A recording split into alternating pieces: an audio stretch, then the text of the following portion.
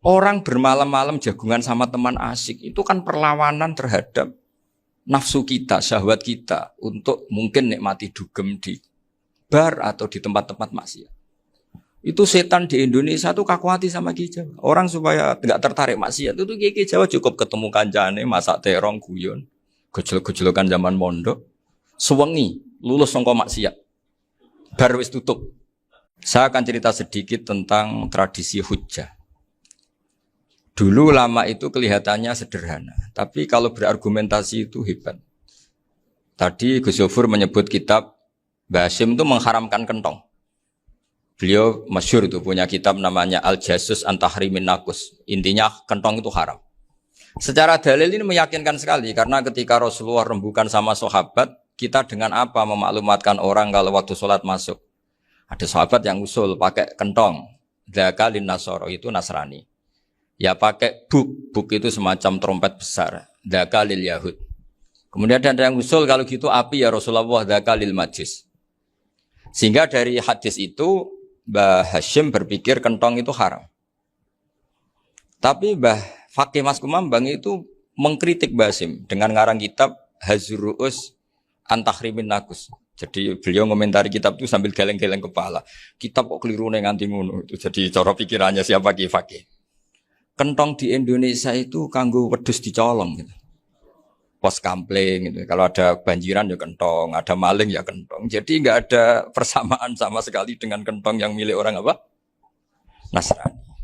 Sehingga di pondok saya itu ada kentong tapi jelek sekali. Karena itu satu-satunya cara supaya beda dengan kentong yang di gereja. Kalau elek kan mirip kentong di pos kampling. Itu ya agak-agak ilmiah sedikit. Dulu ceritanya Gus Yofur itu saya teruskan. Itu singkat cerita, itu kalau yang di kejadian di Termas itu Mbah Dimyati sudah nyuruh semua kentong disembunyikan karena mau ada Mbah Hasyim. Cerita itu mukarrar di Kiai Fakih sama di Kiai Dimyati Termas. Setelah kentong dikumpulkan semua, Mbah Hasyim datang, senang, ngiranya Syekh Dimyati ini sependapat dengan beliau, yaitu sama-sama enggak ada kentong. Tapi setelah itu ada santri yang matur, Mbah Dim pun beres kentong pun kula delikno sedanten. Itu di depan Mbah Hasyim. Jadi GR-nya Mbah Hasyim bahwa Mbah Dim itu sependapat akhirnya hilang. Ternyata ini akal-akalan tuh gitu. Karena santrinya matur, Mbah Dim pun beres santen kentong beduk sudah disingkirkan. Itu di depan Mbah Hasyim. Saking lugunya santri, nah saking ikhlasnya agak ngerti mahalus syahid ini adalah Mbah Hasyim. Saya mau meneruskan cerita Gus Yofur. Dulu, ini cerita dulu. Dulu Mbah Mun ngaji di Lirboyo, tapi Kiai Makhrus ngaji sama Kiai Khalil Harun. Kiai Khalil Harun itu adik juga sekaligus muridnya Mbah Umar Harun. Mbah Umar Harun itu generasi kedua setelah Mbah Ghazali. Beliau menantunya Mbah Ghazali, tapi ya sudah ponaan. Sehingga tradisi ini penting karena saya berkali-kali bilang di mana-mana. Status orang tua dan mbah itu adalah terserah anak cucunya. Bukan terserah mbahnya, tapi terserah anak cucunya. Saya tidak akan bosan mengingatkan ini. Saya pernah di makamnya Nabi Yakub, itu ya dikemuli bendera Israel. Di makamnya Nabi Dawud. Nabi Ibrahim juga dekat sinagog. Sehingga Quran membela Nabi Ibrahim disebut maka anak Ibrahimu Yahudiyya wala Nasraniyya. Karena ketika beliau berposisi di Israel, kemudian penguasanya adalah Yahudi, bisa saja makam ini ditulisi dan distatuskan ala Yahudi. Ya seperti Nabi Yakub. Nabi Yakub itu nabi yang kita yakin tentu berkeyakinan beliau orang baik, orang muslim, orang mukmin, tapi karena di desain mereka ya dikemuli bendera Israel. Dan disebut Abul Yahud. Karena kita tahu nama lain dari anaknya Nabi Yakub adalah Yahuda bin Yakub bin Ishak bin Ibrahim. Sehingga perasaannya orang Yahudi menjadi Yahudi itu yang ngikuti mbah-mbahnya. Nah khawatir saya ketika buyut-buyut kita kaya. Buyut saya itu orang kaya dulu, namanya Mbah Durrahman. Itu kaya sekali, tanahnya banyak. Dulu cerita Mbah Hasyim ya kaya sekali. Mbah Maksum juga kaya. Mbah Abdul Aziz juga kaya. Karena dulu itu inginnya kiai itu yo ketok sugih lah, gak ngel-ngelo santri. Tapi nanti kalau cucu-cucunya sudah ndak alim, itu ndak dianggap punya tanah itu karena untuk fasilitas santri. Aku tak kedonyan, mbah-mbahku ya kedonyan. Buktinya tanah yombo. Karena dia akan menafsiri sesuai cara berpikir. Makanya sanad keilmuan yang diceritakan Gus Zofir itu harus diulang-ulang.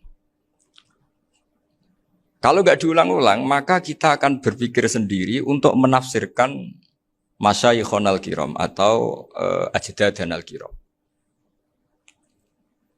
Nah, ini yang bahaya, yang sering Quran mengingatkan. Jadi ada status yang disematkan oleh anak cucu kayak orang Yahuda tadi.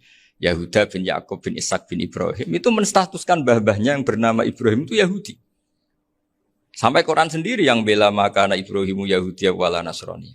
Karena secara geografis sekarang Ibrahim di Israel dan otoritas itu juga milik mereka sehingga mereka bisa masang-masang atribut yang menunjukkan kalau itu Yahudi. Beberapa al-alim al-alamah yang minnah itu sudah wafat dan kadang-kadang zuriyahnya itu tidak kita. Kalau sekarang orang bahasakan kubu sebelah. Akhirnya ya nggak boleh dikholi, nggak boleh diziarah. Terus seakan-akan yaktaduna bi ra'yi, seakan-akan mereka berpendapat dengan pendapat syekh ini padahal enggak. Nah, sehingga tradisi ketersambungan sanad tadi baik secara genetik atau secara asbab itu harus terjaga. Saya beberapa kali banyaklah sering diceritain Mbah Mun. Dulu Mbah Munawir ini cerita ya, Mbah Munawir itu saking senenge kitab, ben santri ini so ngaji kitab. Itu kalau ada alumni Lirboyo, alim disuruh baca muin di sini itu Mbah Munawir ikut. Saking ingin tasjeknya, ingin ngajari santri bahwa ngapal Quran itu hafal tok, tapi yo paham. Dan penggalinya Mbah Munawir itu sampai klimaknya dulu Mbah Zaini itu nate nikah sama Nyai Komariah kalau nggak salah, binti Karim, binti Manap.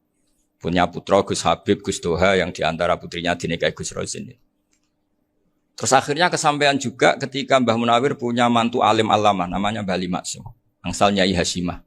Sampai Pondok Kramjak makruf bil ilmi, terutama ilmu sorof dulu karena Mbah Maksum itu komplain, fa'ala ya fulu kok terus fa'lan ya fa'ala ya fulu ya uful gitu kan. Masuk fi'il kok jejer isim gitu. Jadi dulu kata Mbah Mun itu ada persaingan ilmu sorof, sorofnya Mbah Maksum Ali Kuaron sama Mbah Ali Maksum Jogja. Jadi wali antok yang satu Maksum Ali Kuaron, yang satu Ali Maksum. Ya itu dulu saingan ngarang sorop. Nah ini yang menang siapa? Ya terserah duriannya. Kalau duriannya keren ya menang karena terserah yang kampanye. Saya bayangkan adekan Mbah Zubair tidak punya anak sealim Mbah Mun. Mungkin kalau Mbah Zubair juga tidak sewow kalau punya putra Mbah Mun. Karena saya berkali-kali bilang kalau dalam syair Arab itu kama takarroma kadang dilafatkan kama tasyarrafa bi Muhammadin adnanu. Orang berpikir Adnan itu siapa? Itu karena ada Nabi Muhammad SAW. Orang mencari-cari Mbah Mun itu mencari Mbah Zubair karena ada Mbah Mun. Orang mencari Mbah Dahlan karena ada Mbah Zubair. Wong kok alime ngono iku bapake sapa? Wong kok alime ngono iku putune sapa? Tapi kalau kita ini sudah ndak alim, ini orang sudah nggak tertarik nyari-nyari leluhurnya karena dianggap selesai. Jadi yang tanda kutip yang menghabisi mbah-mbahnya itu ya mesti cucunya. Ini mau ngamuk, mau peringatan, tapi ini juga peringatan pada diri saya sendiri. Jadi sehingga zuriyah ini penting. Kenapa para nabi mesti donga zuriyatan thayyibah? Kenapa selalu berpikir tentang zuriyah? Wa ja'alaha kalimatam baqiyatan fi aqibi. Karena zuriyah ini yang nanti bisa menstatuskan leluhurnya. Seperti tadi cerita Mas Maftuh ini tak puji betul. Saya hari ini tidak ingin gojlok. Supaya kewalian saya tidak tergerus oleh kedoliman. Saya pernah diceritain Gus Zofur juga sering baca buku tentang Mbah Maksum. Dulu Mbah Maksum kalau wasiat kembali ya gitu. Kamu harus NU dan harus mempertahankan NU. Tapi tidak dengan cara membenci Muhammadiyah. Dulu Mbah Mun juga sering cerita. Dulu Mbah Hashim itu ngaji Syekh Mahfud. Nah, Mbah Ahmad Dahlan dulu namanya Darwis sering ngaji sama Syekh Khotib Minangkabau. Zaman itu Syekh Khotib sudah modern, sudah ikut gerakan Abdu, gerakan Almanar. Sehingga bawaannya Mbah Ahmad Dahlan ini agak agresif. Yang Mbah Hashim karena hanya mulazim di Syekh Mahfud, hanya sesekali ngaji Syekh Khotib, beliau lebih seperti itu. Dan dua beliau ini sama-sama pernah ngaji Mbah Soleh Darat di Semarang. Mbah Hashim sama Mbah Ahmad Dahlan yang dulu namanya Darwis. Jadi ini masih min muskatin wahidah mimam bain wahid. Sehingga kita tidak kaget ketika Mbah Ali Maksum mengomentari Muhammadiyah itu masih ahli sunnah wal jamaah. Makanya nanti terakhir saya baca kitabnya Mbah Ali dan sering saya pelajari. Andai kan kita ini sepakat dengan ilmu, ya kita tahulah Kalau Abu Hanifah itu tidak kunut, Imam Syafi'i kunut. Berarti kunut itu madzhabnya Abu Hanifah, bukan madzhabnya Mbah Ahmad Dahlan. Apa ndak kunut itu madzhabnya Abu Hanifah, bukan madzhabnya Mbah Ahmad Dahlan. Kita kunut itu madzhabnya Imam Syafi'i, bukan madzhabnya Mbah Hasyim. Ini semuanya masih dalam bingkai ilmu. Adzan qabla subhi juga riwayatnya jelas. Tidak adzan ya sudah perilaku kita sudah jelas. Dulu Mbah Mun sering didik kita gitu. Saya sering dengar cerita kalau dulu Pak Arif Fakhruddin begitu hormat sama Mbah Ali, apalagi zuriyahnya Mbah Azhar Basir, karena beliau dulu do ngaji di Termas. Dulu itu enggak ada masalah karena semuanya dianalisis pakai ilmu. Tapi sekarang pakai identitas, yang kunut itu NU, yang enggak kunut Muhammadiyah. Berarti Abu Hanifah itu Muhammadiyah, Imam Syafi'i itu NU. Berarti Imam Syafi'i itu ya anak buahnya Ki Miftahul Ahyar kira-kira gitu kan anak buahnya Pak Said Akil. Kan terus jadi repot. Dulu kita ini pengagum ilmu, bukan pengagum perbedaan. Sehingga di sini yang saya kagum dari sekian ceritanya Mbah Ali Maksum, supaya kitab ini to the point, supaya nggak lama-lama karena waktunya juga. Nanti kalau kemalaman ini kena semprit ini sudah. Ini diantara yang diceritakan Bali itu unik. Imam Syafi'i itu sering tawassul, sering wasilah sama siapa itu? Abu Hanifah. Ini sudah tak petakan, saya baca yang sensitif lah. So, yang ini ya. Ziyar al-Babus Samin, terus sebentar ini yang bab tawassul.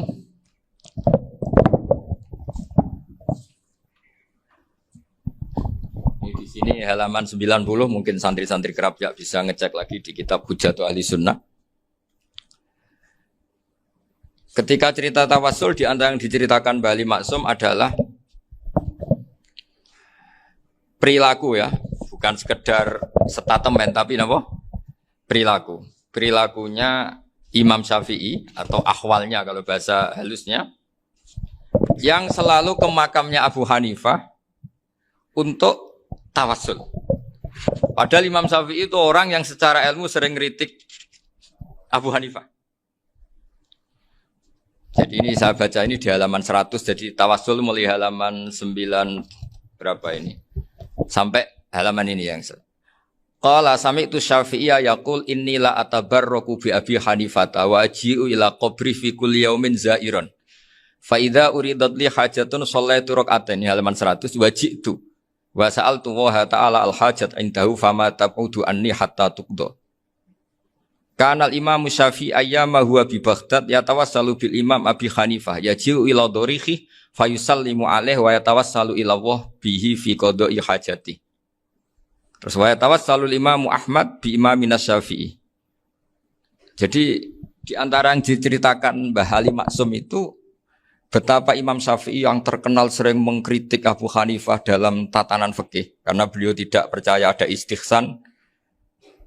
Abu Hanifah berpendapat adanya istihsan, dan kita tahu lah ikhtilafu Syafi'i wa Abu Hanifah itu besar sekali. Tapi beliau itu tahu Abu Hanifah itu orang yang sangat soleh.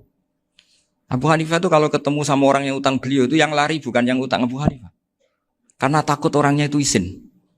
Jadi kalau ketemu yang utang di jalan itu yang sembunyi itu Abu Hanifah. Kenapa engkau sembunyi? Ada yang utang saya lewat, nanti orangnya malu.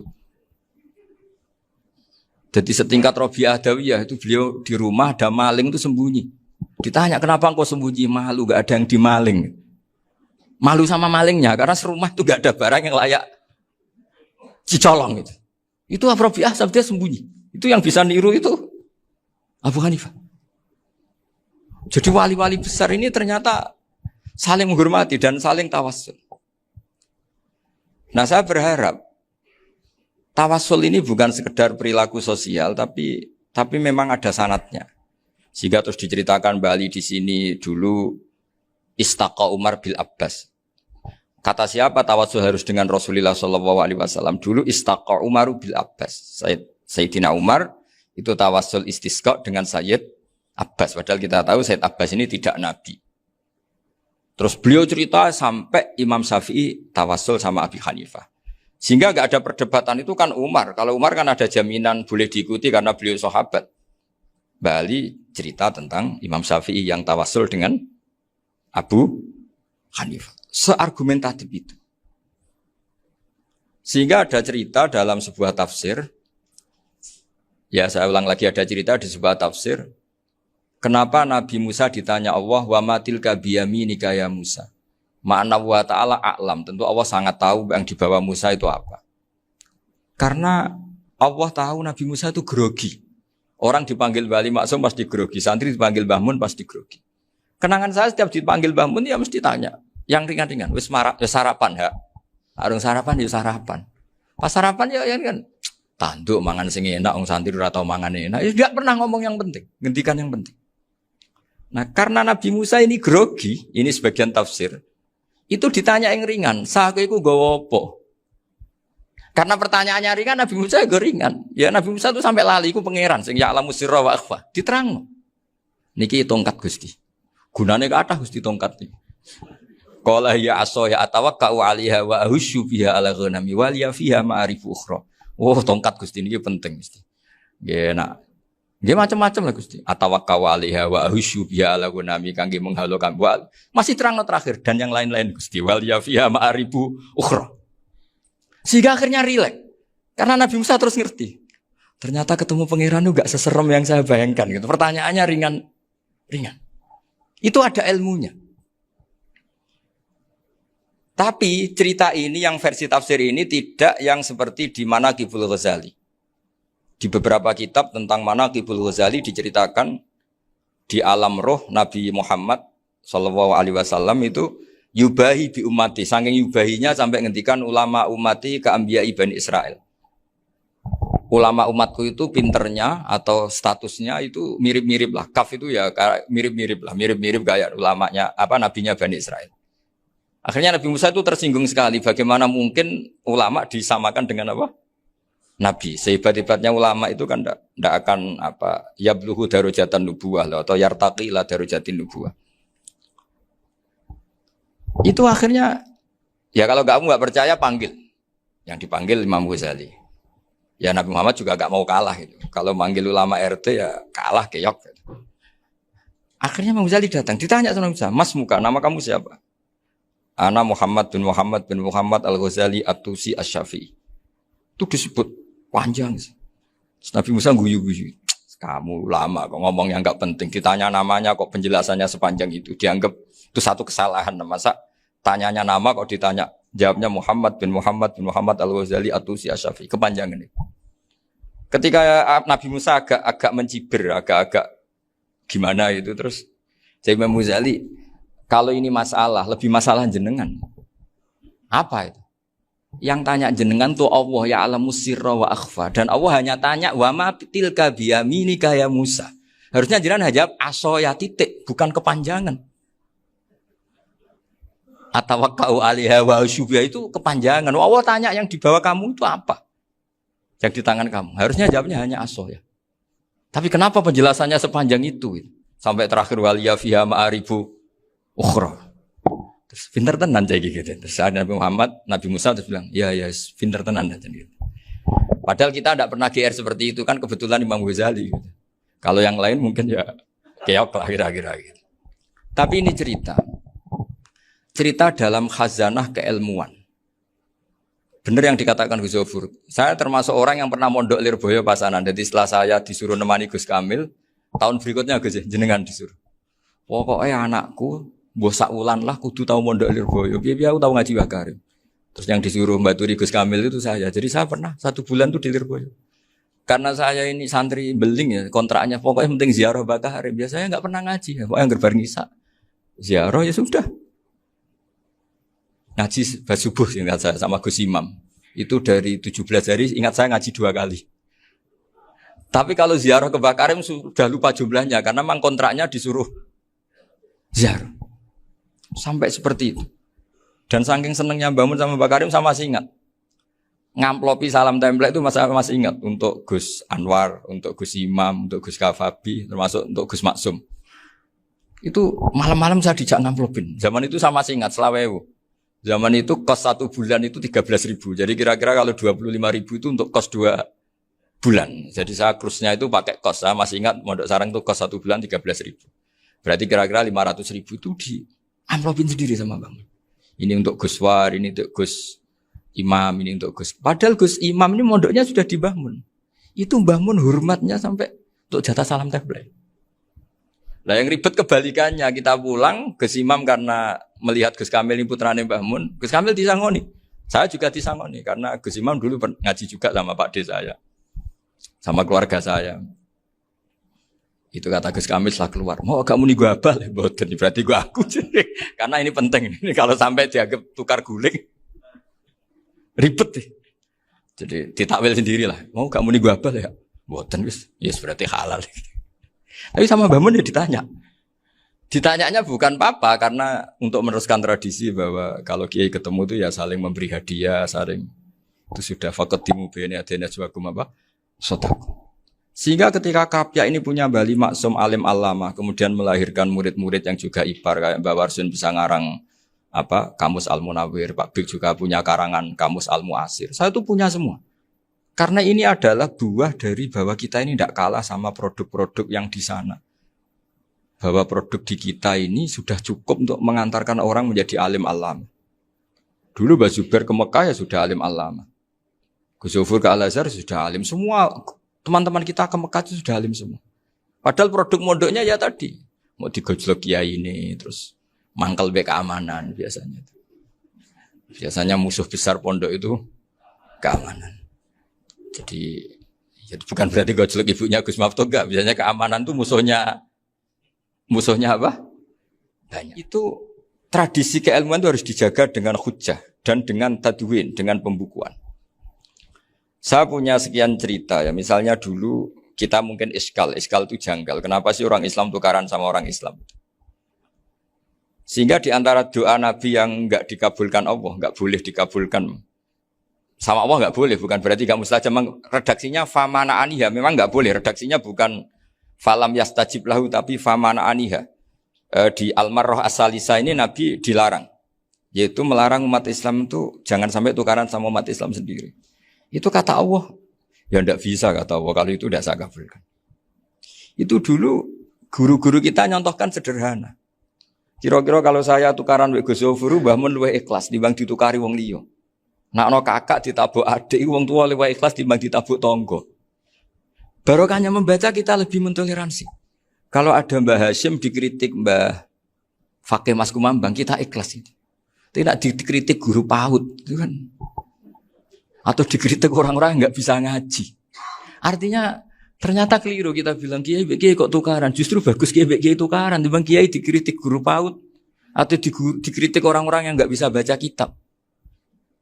Akhirnya barokahnya baca kita menjadi tahu.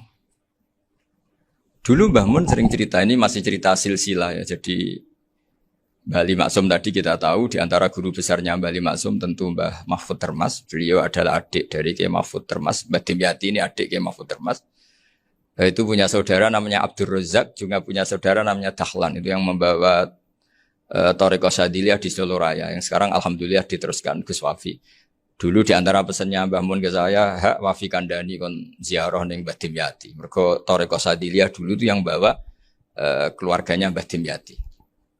Jadi semuanya ini masih dzurriyyatan ba'duha min ba'd. Nah pesan saya karena tadi Mbah Munawwir yang termasuk orang pertama yang bawa Quran, bawa qiraah sab'ah. Kenapa saya bilang termasuk? Karena kalau bilang paling pertama ini nanti butuh data. Dan itu agak kerepotan lah. Tapi yang jelas mimman istahara lah. Mimman istahara yang membawa sab'ah ke sini itu adalah Mbah Munawwir. Terus beliau ngajarkan diantaranya ke Mbak Arwani, pakai kitab Satibi, pakai kitab Nazmus Satibi. Terus Nazmus Satibi itu diteruskan oleh Mbak Arwani, ditulis. Yang nulis dulu Mbak Dola Salam. Bapak saya itu murid Mbak Dola. Dulu Mbak Dola sebelum ke Mbak Arwani ngaji sama Ki Said di Sampang. Bapak saya sebelum ngaji di Mbak Dola sudah hafal Quran lewat buyut saya sendiri namanya Ki Zubaidi. Yang Ki Zubaidi akhirnya jadi menantunya Mbak Ahmad Su'eb. Jadi buyut saya kandung ini namanya Sofia, itu angsal keluarga Lasem yang adiknya. Sofia ini punya adik Badi'ah yang jadi ibunya Ki Sahal. Terus Ki Sahal punya Mbak Yu namanya Muzayanah, punya di Garwa Ki Mansur punya anak Gus Qayyum. Jadi dulu ibu saya, ibunya Gus Zofur, ibunya Pak Maftuh itu semuanya di Lasem. Karena saya dari keluarga Gen ya Lasem, dari keluarga sanad guru ya Lasem. Tapi Lasem Bahdawi itu dulu ngajinya di Mbah Umar Harun di Sarang. Nah, Mbah Umar Harun ini menangi Sayyid Ahmad Zaini Dahlan. Sayyid Zaini Ahmad Zaini Dahlan ini punya cucu keempat yang hidup di Sedan. Terus makamnya di Lasem. Namanya Habib Haidar. Itu yang nulis biografinya Mbah Maksum. Mbah Maksum bukan Bali. Biografinya Mbah Maksum. Itu ditulis oleh Habib Haidar. Namanya Haidar bin Hasan bin Sodaqoh bin Ahmad Zaini Dahlan. Nah, Habib Haidar ini menantunya Sayyid Hamzah Sato. Hamzah Sato itu Hamzah bin Abdullah bin Umar. Itu kakaknya Sayyid Abi Bakar Sato, Sohibul I'anah. Nah, Sayyid Umar ini yang dulu ngajari mbahnya Mbah Mun namanya Ahmad bin Syuaib. Nah, di antara ajarannya adalah baca kitab-kitab kecil yang bisa dihafal. Dibawalah ke sarang jadi metode muhafadzah. Tapi kemudian lama-lama oleh pondok itu jadi syarat kenaikan kelas. Dulu gak ada muhafadzah untuk kenaikan kelas ya, supaya orang alim itu harus hafal. Lama-lama dipakai syarat untuk muhafadzah. Jadi semua ini sanad harus kita ingat supaya kita bisa menjaga tradisi. Termasuk tradisi ini kiai seneng jagungan, terus ngomong ra penting. Itu juga sanad. Setahu saya Mbah Mun itu kalau ketemu bapak ya guyon terus. Saya punya kenangan tuh yang dulu agak iskal tuh begini. Ada isu lah, entah isu entah hoax entah apa, ada kaji itu agak beling itu, pokoknya beling lah. Seneng siapa itu, rondo lah apa. Pokoknya beling gitu. Ketika Mbah Mun dilaporin tamu kalau kaji itu beling sama rondo itu. Mbah Mun tanyanya lucu. Lho ayu no cum. Wahyu banget, Mbah. Wahyu. Itu bapak juga bakas ayu nih. Dulu saya sekali ini kiai kok bakas wong ayu, bakas budine barang lah kira-kira gitu. Tapi setelah saya tambah alim, tambah ngerti itu kata bapak gini. Ya apik bakas ayu hak timbang iya no malah qadzaf. Ternyata seni. Sekali Mbah Mun atau bapak bilang, "Waji kok zina kaji," maka larinya ke qadzaf. Maka menghindari bahasa menuduh, ngomong yang enggak penting. Lho ayu no. Jadi kiai dulu tuh orang sok suci tapi menghindari hal-hal yang jadi punya seni untuk ngelola kehidupan. Orang bermalam-malam jagungan sama teman asik itu kan perlawanan terhadap nafsu kita, syahwat kita untuk mungkin nikmati dugem di bar atau di tempat-tempat maksiat. Itu setan di Indonesia tuh kakuati sama Ki Jawa. Orang supaya tidak tertarik maksiat itu Ki Jawa cukup ketemu kancane masak terong guyon, gejol-gejolokan zaman mondok, sewengi lulus sangka maksiat. Bar wis tutup. Perlawanannya sederhana, enggak pakai tahajud, enggak pakai wiridan karena Ki Jawa juga koyoke rapati potongan ahli ibadah gitu. Itu jagungan. Jadi setahu saya itu pernah lihat Bali itu sekali ketika beliau ngisi ceramah di Mbah Hamid Bedowi. Saya masih kecil diajak bapak. Dulu kalau bapak ngelihat Bali sama Mbah Hamid itu mesti nangis. Karena dua orang alim bertemu. Yang akhirnya ya bisanan itu. Mbah Hamid punya anak Gus Nasih, di sini ada Mbah Nafisa, terus jadi Mbak Salih Hindun itu. Jadi dulu itu ya guyon terus ketika ketemu. Itu yang sering bodoni Mbah Hamid itu ya Ki Bisri. Ki Bisri itu kalau datang ke Ki Hamid Pasuruan, nak wali tenan aku teko ditatakno mangan. Jadi ukurannya ya. Ternyata sampai sana dikeimangan tenan. Masih belum mengakui, kan nak wali tenan aku iki kiai rung di mobil, dongakno aku di mobil. Sudah kalah satu seri itu masih gak terima. Lalu itu Mbah Hamid akhirnya berdoa, ayo monggo, mungkin-mungkin Ki Bisri gak ada mobil. Itu setelah didoain masih tanya, mereknya apa merek? Jadi itu Mbah Hamid jawab, yo paling Holden itu. Nah, paling Holden. Itu nyari mobil itu ya adalah dapatnya Holden. Suatu saat Mbah Bisri diundang Mbah Hamid gak dikasih bisar. Karena utangnya sudah banyak Mbah Hamid. Mbah Bisri ini utang doa tadi. Itu ya gak dikasih bisar. Ya gak mau kesang apa-apa kelambimu kayak aku. Didol sama muhibbinya Mbah Hamid. Itu harganya melebihi jatah bisarah. Ketemu Mbah Hamid. Kang, susu Kang, mergo. Jadi dulu itu rileks, makanya ini yang diceritakan ke Zofur. Sebetulnya kalau kiai-kiai itu bersanad itu ya rileks, hidupnya itu rileks. Karena rileks ini perlawanan terhadap kemungkaran. Saya dulu musyawarah sering sama Gus Zofur usul fikih. Itu jelas di antara yang ditulis Lubil Usul itu. Ya kita tahu tadi misalnya sanad usul fikih, Mbah Ber itu sangat al-usuli, Kiai Zubair Dahlan, abahnya Mbah Mun. Punya murid di antaranya Kiai Sahal. Kiai Sahal punya karangan Thariqatul Husul, fi Syarhi Lubil Usul. Itu Thariqatul Husul itu beliau ngendikan dalam mukaddimah bahwa saya bisa mensarah ini berdasar ngaji maknani sama Basibir. Terus beliau mengutip sarah itu dari kitab Nailul Ma'mul. Beliau ngendikan binus khotin khotiyah ghairi matbu'ah. Dan itu ditemukan di Kiai Mansur di Lasem. Karena Kiai Mansur iparnya Mbah Sahal. Mansur bin Khalil itu diantara katibnya Syekh Mahfud. Jadi semuanya ini sambung. Mbah Ber saking ahli usul fikihnya, kalau ngajar usul fikih itu kalau guyon takriran saya ini lebih memahamkan ketimbang sarah. Ya sudah, terus Mbah Zubair Kiai Fakih, terus Syekh Mahfud.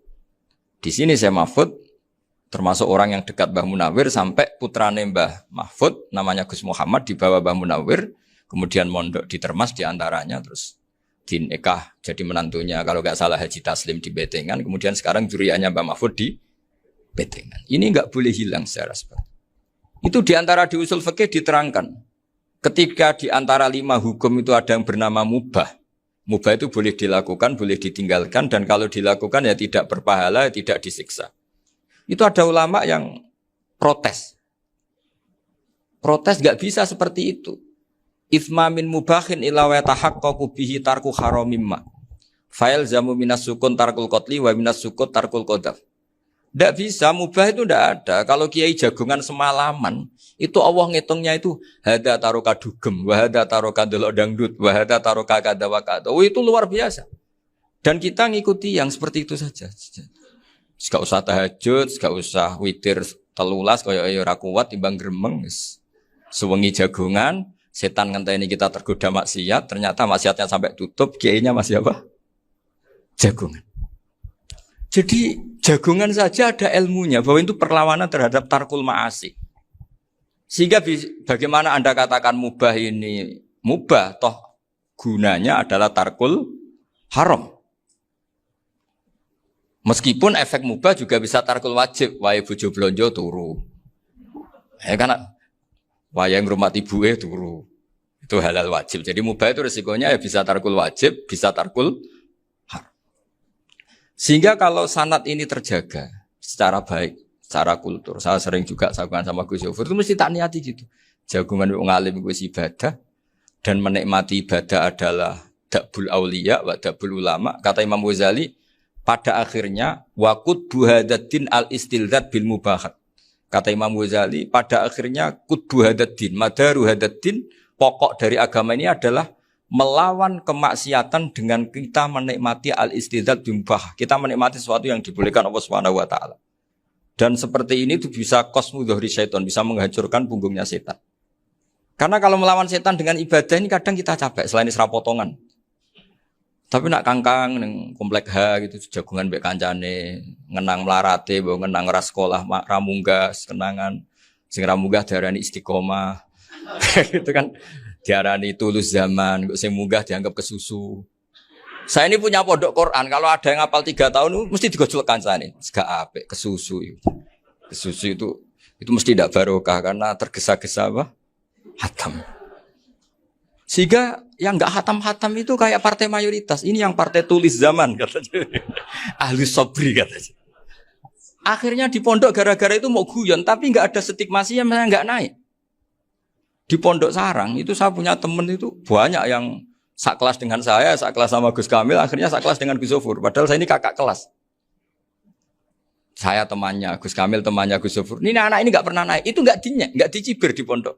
Karena guyonan tadi, guyonan bahwa ini bagian dari bentuk apa? Istiqomah. Nanti yang goblok juga tenang. Karena kiainya cerita, kadang santri goblok ya barokah. Di sini pondok akeh santri ora tau sinau ning omah dadi kiai gede. Selalu kiainya tuh cerita seperti itu. Akhirnya sing goblok ya bangga dengan kegoblokannya. Iya, jadi kiai itu orang yang meskipun guyon ini barokahnya Masya Allah. Dan setahu saya kiai-kiai alim itu ya senengannya guyon karena tadi guyon itu luar biasa. Bapak saya itu kalau pesan sama saya itu enak ngaji ya guyon nice. Wong ning omah mikir utang, mikir wedi bojo macam-macam kok ngaji mbok jak nangis pisan, nangis ping pindho katanya. Sudah jak guyon ae. Paling gak lali. Dan beliau punya dalil kul bi fadlillah bi rahmati fa bidzalika falyafrah. Jadi jangan sampai orang ini farah bil maksiat, jangan sampai orang itu Dan ini yang saya kenang dari sekian cerita murid Bali. Mbah Ali Maksum ya senangane guyon. Gejol-gejolkan mbek santri guyon. Ini saya maklumatkan ke semua santri beliau bahwa ini bukan sekedar guyon, tapi al-istildad bil mubahat. Ini adalah perlawanan terhadap setan karena banyak orang bisa senang tuh kalau nunggu maksiat. Ini bisa senang dengan sesuatu yang tidak maksiat. Itu kayak apa hebatnya? Makanya Nabi itu kalau ketemu sahabat ya sering ngendikan yang ringan-ringan. Ya Umar, ma'afalan duher, jom, mana piye ije. Kalau ketemu anak kecil ya. Nanti ketemu yang tua-tua yang sudah enggak bisa mikir, ya cerita-cerita saya mohon sekali murid-murid kerap ya. Jangan hanya ngaji fikih. Kalau hanya ngaji fikih itu posisi Abu Hanifah itu seakan-akan nyun sewu orang yang sangat tidak ahli hadis. Karena beliau di situ kelihatan kalah sekali dengan Imam Syafi'i. Apalagi di perdebatannya Muhammad bin Hasan Asy-Syaibani dengan Imam Syafi'i itu kelihatan sekali betapa Abu Hanifah itu orang yang nyun sewu ditinggalkan dalam ilmu hadis. Sampai beliau hanya dapat gelar min ulama ahli ra'yi, termasuk ulama yang kuat logikanya. Juga harus baca kitab-kitab seperti ini. Ternyata di balik Imam Syafi'i mukhalif pada beliau di bab-bab fikih, perilakunya sangat hormat. Sampai beliau tuh kalau tawassul ke kuburannya Abu Hanifah. Dan beliau ngendikan an-nasu fil fiqhi iyalun ala Abu Hanifah. Semua orang yang ahli fikih itu masih anak buahnya Abu Hanifah. Saya berkali-kali cerita, mazhab Syafi'i itu alatut tadhir hanya dua, yaitu alma wa turab. Abu Hanifah nambahi wanar. Alasannya Abu Hanifah orang mukmin yang dosanya banyak itu dibakar di neraka dan alasannya Allah litadhirihim untuk mensucikan mereka. Sehingga pikirannya Abu Hanifah an-nar itu min alatit tadhir. Apa yang terjadi ketika bata itu batu bata yang dibakar di situ campur teletong campur apa-apa itu kalau sudah mazhab Abu Hanifah selesai sudah suci karena sudah ngelewatin pembakaran. Meskipun kita tidak akan kalau kehilangan air terus wudu dengan api bisa bunyak semua itu. Tapi apapun itu menjadi solusi. Sehingga saya punya kitab namanya Ikhtilafu Malik Ikhtilafu Malik wa Abu Hanifah atau Ikhtilafu Syafi'i ma Abu Hanifah. Itu kelihatan sekali kalau Abu Hanifah itu nyuruh posisinya kalah. Karena yang ngarang orang-orang Syafi'i. Tapi kalau melihat kitab-kitab kewalian, misalnya di kitab Mizan Kubro ini juga sering disebut kisah itu Mbah Ali Maksum tentang Imam Sa'roni. Berkali-kali beliau mengutip Mizan Kubro. Itu Abu Hanifah adalah orang yang sangat mukasyafah. Artinya ketika Nabi cerita air wudu itu menjatuhkan dosa, tidak ada air wudu yang jatuh ke kamu kecuali saat itu juga dosa kamu jatuh. Itu beliau datang ke Madharota Kufah. Kemudian beliau bilang sama si orang tua tadi, tub anizina. Orangnya terus bilang atubu minazina. Ada lagi pemuda datang dibilangin tub an ukuki walideka. Terus bilang tub tu an ukuki walidaya. Sampai yang terakhir ada tub an simai alatilahwi atau an samai alatilahwi. Terus tub tu an samai. Ketika orang itu ditanya, kenapa engkau begitu tahu dosanya apa? Saya tahu air wudhu ini menjatuhkan apa. Jadi kira-kira kalau zina mungkin ya batang babi lah. Kalau hanya sekedar melihat bak-bak mungkin ya curut atau tikus lah kira-kira gitu. Nah dulu cilik ya mungkin ya tikusnya cilik gitu. Nah dulu suwi ya tikus werok itu atau apalah. Pokoknya beliau itu tahu. Tapi anehnya Abu Hanifah apa? Setelah itu dia nangis minta mukasafahnya ditutup. Ya Allah saya ini mukasafah kok malah menjadi tahu sawatil mukmin. Padahal aturan syariat jenengan man satara musliman satarahu bahwa enggak baik melihat jeleknya orang mukmin. Minta ditutup. Makanya saya ini bangga ada mukasafah. Makom yang kita sampai sekarang tuh makom setelah Abu Hanifah mukasafah. Jadi Abu Hanifah repot-repot mukasafah, minta makomnya ditutup tidak menjadi mukasafah. Dan alhamdulillah kita sudah tidak mukasafah sebelum minta ditutup. Jadi kita ini keren. Keren karena aturannya itu man satara musliman satara huwa, yang tidak tahu aibnya orang muslim maka Allah akan nutupi aibnya di akhirat. Dan kita alhamdulillah barokahnya tidak mukasafah, tidak ngerti aibnya orang mukmin. Jadi kita harus pakai patokan ilmu. Saya ulang lagi, kita harus pakai patokan. Makanya saya tahu betul ketika Kiai Hamid Pasuruan, beliau dulu ngaji Jamul Jame, ngaji Juman, Bali Maksum di sana sama Gus Habib, sama Gus Muhammad bin Mahfud. Termasuk mbah saya kandung dulu Kiai Sidik. Mbah saya yang dari itu juga ngaji di Termas. Bapak saya dulu Kiai Nur Salim ngaji di Buyut Baiti. Dulu itu kawin juga sederhana, kayak cerita Gus Zofur. Jadi bapak saya kandung itu Kiai Nur Salim itu ngaji di Mbah Baiti. Mbah Baiti itu adik kandungnya buyutnya saya dari ibu. Nah, Mbah Bedi itu teman akrabnya mbah saya namanya Kiai Nursam, Mbah Nursam. Singkat cerita terus Nur Kiai Jorabi arah Arabekno itu. Setelah bapak saya ke Mbah Dullah mau ditawarin jadi mantu, kata bapak saya kula pun dipek mantu Mbah Bedi. Akhirnya dapat ibu saya itu. Karena ibu saya itu cucu Mbah Bedi, cucu lambung. Jadi mbahnya ibu saya itu Mbak Yunya Mbah Bedi. Namanya Mbah Sofia tadi yang dapat Mbah Idris itu. Yang Mbah Idris ini bin Umar. Ya Mbah Umar yang mbahnya Mbah Hamid itu. Hamid bin Abdul bin Umar. Kalau bahasa itu Fatimah binti Idris bin Umar. Dulu kecilnya Mbah Idris namanya Abdul Khalik. Kalau kecilnya Mbah Hamid namanya Abdul Mukti. Kalau kecilnya Mbah Maksum namanya Muhammadun kalau nggak salah. Dulu itu orang dulu itu namanya dua-dua karena diganti ketika musim apa? Haji. Jadi ini terjaga. Sehingga tidak ada ceritanya kiai-kiai yang jagongan kemudian santrinya itu yang agak-agak khawatir. Kiai kok sungi-sungi jagongan, gak tahajud, gak duha, itu tidak ada. Karena ini dianggap fi'lul mubahat untuk melawan mungkar. Jadi sehingga di kitab Ihya diterangkan, kamu jangan ngira orang-orang soleh ketika jagungan itu min ahlil bitolah wa takasul. Itu orang-orang yang pemalas itu enggak. Tapi mereka bisa mengasiki Allah. Bahwa dalam jagungan ketemu teman ya asik, gejul-gejulkan sama Pak Maftuh ya asik. Dan keasikan ini bentuk perlawanan terhadap keasikan harus dengan maksiat. Itu kayak apa kalau kita ngaji sampai seperti itu. Termasuk tadi yang diceritakan Pak Maftuh kitab Hunyah. Semoga beliau cerita juga pernah belajar. Saya pernah belajar kitab Hunyah khatam. Itu diantara yang diceritakan Syabdul Qadir Al-Jilani. Tadi kata beliau Al-Jilani dipakai Jim Al-Jilani. Ini agak beda dengan kita. Mbah Zubair itu punya kitab namanya Al-Qolaid Al-Uluyah. Beliau menfatwakan nama-nama ajam itu kamu bebas. Ajamiyun fasna' bihi masyita. Sehingga kita kalau punya kiai harus mau qolal ustukhri. Sehingga mau qolal istukhri. Tirmidzi juga nasibnya sama. Qolat rawahut Tirmidziyu. Sing sitok rawahut Turmudziyu. Yang satu rawahut Tarmidziyu. Ya karena kita keluarganya Tarmidzi apa enggak gitu. Makanya kata Mbah Mun sama masih ingat.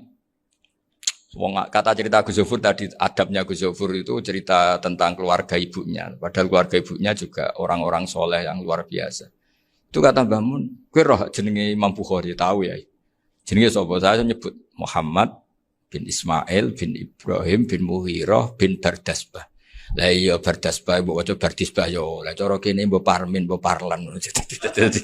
Jadi Bardisbah mbok Bardasbah iku cara kene yo Parmin mbok. Iku rak Mbah Fadl Senori, dadi kabeh diwaca Arab. Jenenge Mbah Umar Harun. Dhisik yo wong sarang, Mbah Harun, Mbah Kiro nang yo ora roh, dhisik yo wong kuno. Jadi kalau versi Mbah Fadl, termasuk yang pertama bikin nasab Mbah Maksum itu tulisannya Mbah Fadl yang dikutip Habib Haidar tadi. Ya saya seperti Gus Zofur juga mencari-cari hubungan ulama-ulama di Jawa. Itu Mbah Mun itu kalau bicara, mbahku harus jenis Kiai Serut. Kalau ditulisannya Mbah Fadl itu Sarof. Jadi Mbah Fadl itu fanatik orang-orang alim itu ditulis Arab. Kalau Mbah Mun itu Jawa. Dulu tuh ada wali seto di daerah saya. Dulu orang ya janggal. Ternyata ada sato itu. Kesamaan di Arabnya itu sato. Sehingga kiai-kiai itu ada fanatik Tirmidzi, Turmudi, Tarmidi, Jilani, Jailani. Karena ajamiyun fasna' bihi masyita. Jadi kalau nama-nama ajam, semonggo lah baca sekenanya, sementing. Cuma mungkin tahqiqnya benar Pak Maftuh tadi. Memang di Mu'jamul Buldan itu Al-Jilani Bikasri Jim, ya sudah kita baca Al-Jilani. Sebab itu kayak Pondok Pelosok Lirboyo itu menurut saya bagus. Orang itu maknani betul. Sama gurunya. Kalau sarang enggak. Kalau Pondok Lirboyo, pondok yang tadi, ternyata keluarga Mbah Munawir sini pernah bisanan, yaitu Mbah Zaini. Pernah nikah sama Nyai Komariah ya kalau nggak salah, punya putra Gus Habib ya, Pak Toha dan sebagainya. Itu betapa hubungan pondok Quran sama pondok kitab dulu itu nggak pernah terputus. Bapak saya setelah hafal Quran itu dulu ngaji Mbah Zubair. Jadi bapak saya sering ngutip mu'en apa, padahal bapak saya itu terkenal tuh, beliau cita-citanya itu saya ingin hafal Quran kayak hafal Fatihah. Beliau itu sampai sepulahnya sekali. Karena beliau inginnya hafal Quran kayak hafal Fatihah. Termasuk murid terbaiknya Mbah Dullah bapak saya. Itu ya ngaji kitab. Sehingga kata Mbah Mun, jadi Mbah Munawir de mantu Bali Maksum, itu ya sudah dipenggali. Sudah dipenggali dituruti pangeran. lahirlah seorang Bali Maksum yang membawa. Jadi dulu itu ya Gus Muhammad yang ngaji di Termas, nanti Mbak Arwani sebelum ngaji di sini ngaji di Tebu Ireng. Sehingga Mbak Arwani bisa ngarang kitab. Beliau ngarang kitab tentang Sab'ah. Faidul Barokat namanya. Ya nulisnya ya fasih ya. Saya punya tulisan tangannya Mbak Arwani itu banyak. Saya juga punya tulisan tangannya Mbak Hasyim Asy'ari ketika nyurati buyut saya yang di Damaran itu pakai bahasa Arab. Jadi dulu itu Mbah Ali Maksum juga sama. Surat-suratannya dulu sama tokoh-tokoh Muhammadiyah ya bahasa Arab.